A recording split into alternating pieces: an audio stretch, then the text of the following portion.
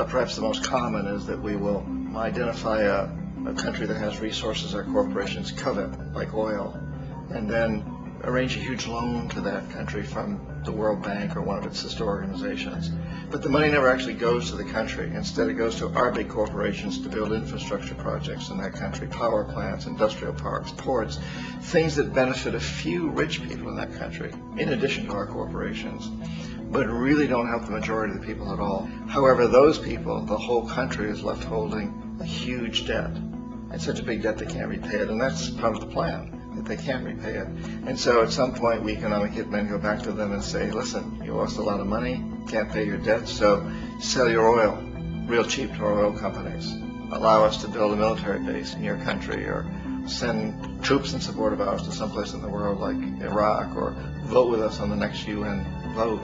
To have their electric utility company privatized and their water and sewage system privatized and sold to U.S. corporations or other multinational corporations. So there was that whole mushrooming thing, and it's so typical of the way the IMF and the World Bank work, that you put a country in debt, and it's such a big debt it can't pay it, and then you offer to refinance that debt and pay even more interest. And you demand this quid pro quo, which you call a conditionality or good governance, which means basically that they've got to sell off their resources, including many of their social services, their utility companies, their school systems sometimes, their penal systems, their insurance systems, to foreign corporations. So it's a double, triple, quadruple whammy. Ecuador for many, many years has been ruled by pro-U.S. dictators, often relatively brutal. Then it was decided that they were going to have a truly democratic election. Jaime Roldos ran for office, and his main goal, he said, as president, would be to make sure that Ecuador's resources were used to help the people. And he won, overwhelming, by more votes than anybody had ever won anything in Ecuador. And he began to implement these policies to make sure that the profits from oil went to help the people. Well, we didn't like that in the United States. I was sent down as one of several economic hitmen to change Roldos, to corrupt him, to bring him around, to let him know, okay, you can get very rich, you and your family, if you play our game, but if you continue to try to keep these policies you've promised, you're going to go. He wouldn't listen. He was assassinated. As soon as the plane crashed, the whole area was cordoned off. The only people allowed in were U.S. military from a nearby base and some of the Ecuadorian military. When an investigation was launched, two of the key witnesses died in car accidents before they had a chance to testify. A lot of very, very strange things that went on around the assassination of Jaime Roldos. I, like most people who've really looked at this case, have absolutely no doubt that it was an assassination. And of course, in my position as an economic hitman, I was always expecting something to happen to Jaime, whether it be a coup or assassination, I wasn't sure, but that he would be taken down because he was not being corrupted. He would not allow himself to be corrupted the way we wanted to corrupt him. And in that way, we've really created an empire, but we've done it very, very subtly. It's clandestine. All the empires of the past were built on the military, and everybody knew they were building them. So that the British knew they were building them, the French, the Germans, the Romans, the Greeks. And they were proud of it, and they always had some excuse, like spreading civilization, spreading some religion, something like that. But they knew they were doing it. We don't.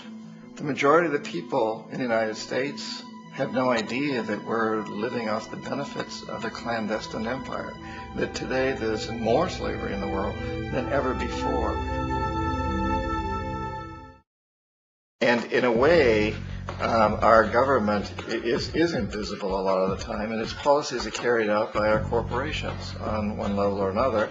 And then again, the policies of the government are basically forged by the corporatocracy and then presented to the government. They become government policy. So it's an incredibly cozy relationship. This isn't a conspiracy theory type of thing. These people don't have to get together and plot to do things. They all basically work under one primary assumption, and that is that they must maximize profits regardless of the social and environmental costs.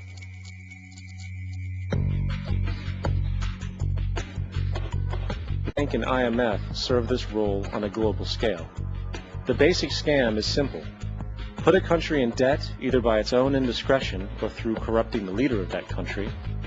Then impose conditionalities or structural adjustment policies, often consisting of the following. Currency devaluation. When the value of a currency drops, so does everything valued in it. This makes indigenous resources available to predator countries at a fraction of their worth. Large funding cuts for social programs. These usually include education and healthcare, compromising the well-being and integrity of the society, leaving the public vulnerable to exploitation. Privatization of state-owned enterprises. This means that socially important systems can be purchased and regulated by foreign corporations for profit. In the late 1960s, the World Bank intervened in Ecuador with large loans. During the next 30 years, poverty grew from 50% to 70%. Under or unemployment grew from 15 to 70%. Public debt increased from 240 million to 16 billion, while the share of resources allocated to the poor went from 20% to 6%. In fact, by the year 2000, 50% of Ecuador's national budget had to be allocated for paying its debts. It is important to understand the World Bank is, in fact, a U.S. bank, supporting U.S. interests. For the United States holds veto power over decisions, as it is the largest provider of capital. And where did it get this money?